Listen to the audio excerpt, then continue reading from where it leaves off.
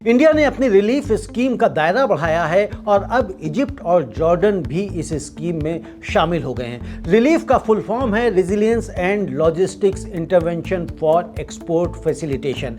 यह स्कीम 19 मार्च 2026 को लॉन्च हुई थी एक्सपोर्ट प्रमोशन मिशन के तहत। नोडल एजेंसी इसकी है ECGC limited, export credit guarantee corporation of India. इस स्कीम में 3 कंपोनेंट्स हैं। पहला, एग्जिस्टिंग पॉलिसी होल्डर्स को 100% पॉलिटिकल और war risk coverage, premium rates pre crisis levels पर फिक्स्ड। दूसरा, नए एक्सपोर्टर्स को 95% तक रिस्क कवरेज। और तीसरा, अनइंश्योर्ड MSMEs को 50% फ्रेट और इंश्योरेंस सरचार्जेस रिम्बर्समेंट 50 लाख रुपए तक। और अब स्कीम के तहत एलिजिबल कंट्रीज हैं UAE, Saudi Arabia, Kuwait, Qatar, Oman, Bahrain, Iraq, Iran, Israel, Yemen और अब इजिप्ट और जॉर्डन भी।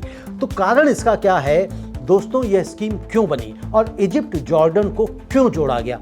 हॉर्मुज बंद है, वेस्ट एशिया में शिप्स नहीं चल रही, फ्रेट रेट्स दोगुनी तिगुनी हो गई हैं, वॉर रिस्क इंश्योरेंस प्रीमियम 4 गुना हो गया है। एक $100 मिलियन शिप के लिए एक वॉयज में $1 million extra. Indian exporters specially MSMEs इस बोझ को नहीं उठा सकते।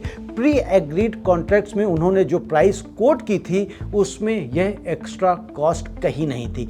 इजिप्ट और जॉर्डन को ऐड क्यों किया? क्योंकि डिस्रप्शन सिर्फ गल्फ तक नहीं है, रेड सी कॉरिडोर, सुएज कैनाल रूट, यह सब कनेक्टेड है। इजिप्ट सुएज कैनाल का गेटवे है और जॉर्डन एक स्टेबल ट्रांजिट पॉइंट है लेवांट रीजन के लिए। इंडियन गुड्स जो इन रास्तों से जाते थे वो भी अफेक्ट हुए हैं। गवर्नमेंट ने रिकॉग्नाइज किया है कि क्राइसिस ज्योग्राफिकली स्प्रेड हो चुके हैं।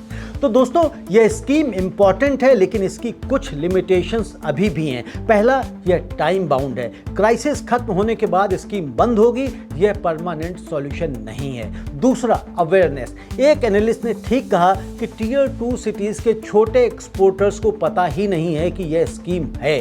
तो आउटरीच जरूरी है और उसका प्रयास हम भी कर रहे हैं। तीसरा, बिगर नीड। एक एक्सपर्ट ने कहा है कि यह रिएक्टिव मेजर है। भारत को एक परमानेंट रेजिलिएंट शिपिंग और लॉजिस्टिक्स फ्रेमवर्क चाहिए ताकि हर रीजनल क्राइसिस में इतने एक्सपोज्ड ना हो। लेकिन पॉजिटिव्स भी हैं। गवर्नमेंट क्विकली रिस्पॉन्ड कर रही है। इजिप्ट जॉर्डन को ऐड करना है बताता है कि ऑफिशियल्स एक्टिवली मॉनिटर कर रहे हैं और ECGC का इन्वॉल्वमेंट इंपॉर्टेंट है। एक्सपोर्ट क्रेडिट इंश्योरेंस को जितना एक्सेसिबल बनाया जाए उतना ही MSMEs के लिए वैश्विक बाजार में टिका रहना संभव हो पाएगा। अगर हम इसका इंपैक्ट देखें इस स्कीम का, तो textiles, garments, leather, handicrafts, marine products, इन सेक्टर्स के एक्सपोर्टर्स को सीधा फायदा है। प्री एग्रीड कॉन्ट्रैक्ट्स जो कैंसिल होने के कगार पर थे उन्हें बचाने का मौका है। जॉर्डन एक स्मार्ट एडिशन है। जॉर्डन स्टेबल है, मिडिल ईस्ट और नॉर्थ अफ्रीका के बीच एक रिलायबल गेटवे है।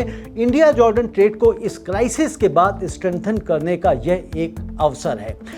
अब इस खबर का हम बिग पिक्चर भी देख लेते हैं। तो दोस्तों, रिलीफ स्कीम इंडिया की क्राइसिस मैनेजमेंट की एक अच्छी एग्जाम्पल है, लेकिन क्राइसिस मैनेजमेंट से बड़ा काम है क्राइसिस प्रिवेंशन।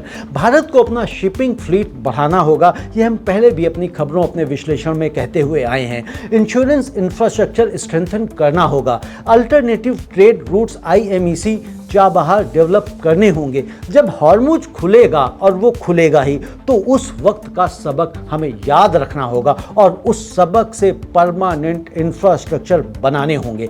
तभी अगली क्राइसिस में रिलीफ स्कीम की जरूरत नहीं पड़ेगी।